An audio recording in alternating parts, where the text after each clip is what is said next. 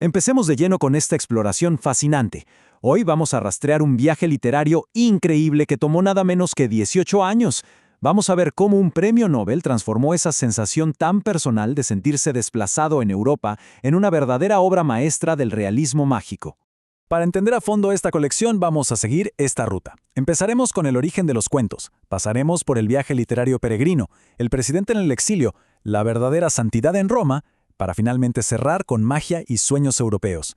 Es decir, primero entenderemos el viaje de los manuscritos antes de meternos en los viajes de los personajes. Sección 1. El origen de los cuentos y un sueño esclarecedor en Barcelona. Piensen en esto un momento. Todo nace no en un escritorio tradicional, sino de un sueño súper revelador que ocurrió en Barcelona por allá a principios de los 70. El autor soñó con su propio funeral, y era un funeral lleno de amigos y en un ambiente casi de fiesta. Pero al final, al intentar irse con ellos, lo golpeó esta verdad enorme. Morir es no estar nunca más con los amigos. Esa punzada, esa angustia, fue exactamente la chispa que encendió la necesidad de documentar las extrañas experiencias que viven los latinoamericanos tratando de sobrevivir en Europa. Y miren qué interesante es cómo él nos describe el proceso creativo. Escribir una novela es en cierta forma más orgánico. Una vez que logras definir el primer párrafo, agarras ritmo y el resto es el inmenso placer de escribir. Pero un cuento corto, eso es otra historia totalmente distinta. Es agotador, no perdona ni un error. O cuaja o no cuaja. Si un pequeñísimo detalle falla, el borrador se va directito al cesto de basura. Es una disciplina de hierro. Sección 2. El viaje literario peregrino, o del cuaderno a la basura. Si nos fijamos en la línea de tiempo, es una verdadera locura. 18 años de caos total. Todo arranca en 1974, pero, ojo aquí, la historia da un giro trágico en 1978 porque pierde un cuaderno escolar de sus hijos que tenía anotadas 64 ideas originales. A partir de ahí, tocó hacer un esfuerzo titánico, monumental, para reconstruir las historias usando solo la memoria, pasándolas por el cine y el periodismo hasta por fin publicarlas en 1992. Entonces, aquí está la clave absoluta para entender el título de la obra. La palabra peregrino tiene un doble significado tremendo. No está ahí de adorno. Une a la perfección la lucha del autor en la vida real, eso de estar rescatando manuscritos del olvido y la basura, con ese sentimiento profundo de destierro y de andar deambulando que viven los personajes dentro de las páginas. Pasamos a la sección 3. El presidente en el exilio y sus ilusiones en Ginebra. Entremos en el primer caso de estudio. Tenemos a un expresidente caribeño despojado de toda su antigua gloria. Claro, mantiene una elegancia impecable, pero está exhausto, y su cuerpo lo traiciona con un dolor que ningún médico logra diagnosticar. Busca pasar totalmente desapercibido en Ginebra para enfrentar una operación súper riesgosa. Pero ese anonimato que tanto cuida se hace añicos cuando su vulnerabilidad queda expuesta ante un conductor de ambulancia, su compatriota Homero Rey, quien definitivamente tiene sus propias intenciones al acercarse. Si observamos los hechos objetivamente, el contraste es brutal. Por un lado, la mitología política asegura que es dueño de ingenios azucareros, que tiene riquezas inmensas y que hasta se robó el oro del gobierno. Pero la cruda realidad de su exilio nos muestra a un anciano viviendo en la pobreza extrema, lavando su propia ropa en una pensión de mala muerte y llevándose la amarga sorpresa de que las joyas que intenta empeñar de su difunta esposa resultan ser puras falsificaciones. Fíjense en esta frase porque ancla toda su narrativa. La mayor victoria de mi vida ha sido lograr que me olviden. Esto es fascinante porque la historia no toma bandos ni juzga su pasado político. Más bien nos pone de frente a la mortalidad humana y a lo ilusorio que es el poder. Lograr el olvido se convierte irónicamente en su triunfo definitivo, dejándonos ver la inutilidad de la fama ante el inevitable paso del tiempo. Sección 4. La verdadera santidad en Roma y el peso de la espera. Nuestro siguiente viaje literario nos lleva a Roma junto a Margarito Duarte, y prepárense porque esto es un choque de mundos gigantesco.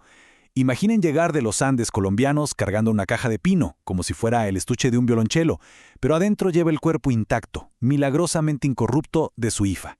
Viene buscando que el Vaticano reconozca su santidad. Y así Margarito espera 22 largos años. Sobrevive a 5 papas distintos. Es la magia latinoamericana estrellándose de frente contra la inquebrantable burocracia de Europa. Con una afirmación hermosísima, él nos dice: los santos viven en su tiempo propio. Esto justifica su paciencia de hierro ante tanta barrera eclesiástica. Y es que el choque cultural es tan profundo que cuando Margarito le presente el milagro en persona al famosísimo cineasta Cesare Sabatini, el director le dice, literal, que la historia no sirve para el cine porque nadie lo creería. Así de grande es la incomprensión europea hacia el fervor de este hombre. Pero aquí hay un giro narrativo espectacular y súper conmovedor. Si comparamos a la santa literal, es decir, la niña de la caja, con el santo metafórico que es el Padre, nos damos cuenta de algo increíble. El manto de la verdadera santidad se mueve de la niña hacia él. El milagro real no es el cuerpo incorrupto. El verdadero milagro es la devoción absoluta e inquebrantable de este Padre esperando más de 2 décadas sin pedir nada a cambio. Sección 5. Magia y sueños europeos, exiliados de la realidad. Ahora veamos qué pasa cuando alguien se lleva la magia vibrante de su tierra natal directo a las frías capitales europeas. Conozcan a Frau Frida, una colombiana inconfundible por su tremendo anillo de serpiente con ojos de esmeralda. Ella es, sin duda, la exiliada mágica por excelencia. No solo logra sobrevivir a inviernos durísimos y a la guerra, sino que le va increíblemente bien, al punto de controlar por completo las finanzas y el destino de una familia austríaca superadinerada, basándose únicamente en la interpretación de sus propias profecías. Me alquilo para soñar. Detengámonos un momento en esta frase porque es espectacular. Es una declaración de vida que lo dice todo. Imagínense convertir la navegación del subconsciente literalmente en su profesión asalariada. En un continente racional y en tiempos caóticos, sus sueños se transforman en el compás absoluto que rige la cotidianidad de quienes la contratan. Y para seguir con esa magia transitoria, tenemos la historia de una bella durmiente en pleno vuelo transatlántico, un avión retrasado por una tormenta de nieve y una mujer misteriosa con un porte perfectísimo que duerme durante todo el trayecto sin decir una sola palabra. Es otro ejemplo claro de esos momentos fugaces de tránsito, que dejan una huella emocional permanente y transforman un simple viaje en una experiencia contemplativa inolvidable. Finalmente, el retorno a los orígenes, memoria contra realidad. Como cierre, veamos cómo se entrelaza la vida del autor con su propia obra.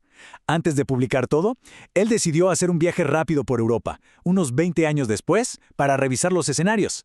¿Y qué descubrió? Que la frontera entre lo que de verdad pasó y la imaginación convincente se había borrado por completo. Sus memorias falsas habían suplantado a la realidad material. Los escenarios ya no existían como él los recordaba. Esto nos deja con una reflexión poderosísima para concluir. Pensemos por un segundo. ¿Se puede realmente marcar una línea entre lo que fue realidad y lo que es pura nostalgia cuando alguien recuerda su vida en el exilio? Es una pregunta que se queda rondando en la cabeza y encapsula todo el valor de la obra. Quizá la verdadera magia no está en los hechos exactos que ocurrieron, sino en cómo el corazón de alguien lejos de casa dictó que debían ser recordados.